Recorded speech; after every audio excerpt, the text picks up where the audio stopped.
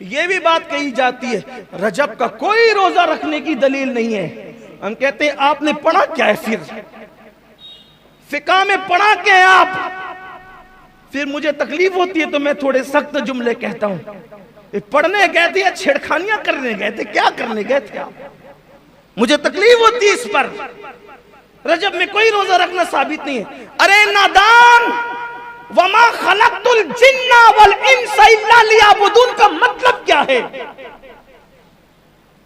जब कह दिया कि ये इबादत नफिल है, नफिल, तो नफिल के लिए किसी सबूत की जरूरत ही नहीं है, क्योंकि जो नफल है वो इबादत है और इंसान तो पैदा ही इबादत के लिए हुआ है। जिस दिन चाहे रोजा रख लो, जिस दिन चाहे इबादत कर लो, जिस दिन चाहे नवाफिल पढ़ लो, इसके लिए सबूत की क्या जरूरत है? कुरान कह रहा है कि तुम्हें इबादत के लिए पैदा किया। जब पैदा ही इबादत के लिए हुए तो पैदाइश से लेकर मरे दम तक इबादत करते रहे तो भी हक तो यह है कि हक अदा ना हुआ। आप कैसी बात करते हैं? पढ़े लिखे हो, जरा अच्छे से रहो, वरना फिर हमें अपनी पुरानी रविश पे आने पे मजबूर मत करो। रजब के कूड़े फिर लेकर आते हो, 22 को नहीं कर सकते, 22 को नहीं कर सकते। ठीक है भाई, हम 22 को करते हैं, तुम कब कर सकते हो? चलो तुम करो। तुम कहते हो ना 22 को नहीं कर, तुम करो ना, कब कर सकते हो?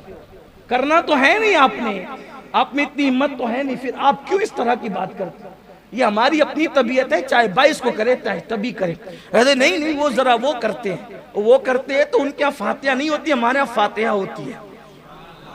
उनके यहाँ सहाबा को गालियां दिया जाता है, हमारे यहाँ फातिहा में अहले बैत के नाम के साथ सहाबा के नाम भी पढ़े जाते हैं।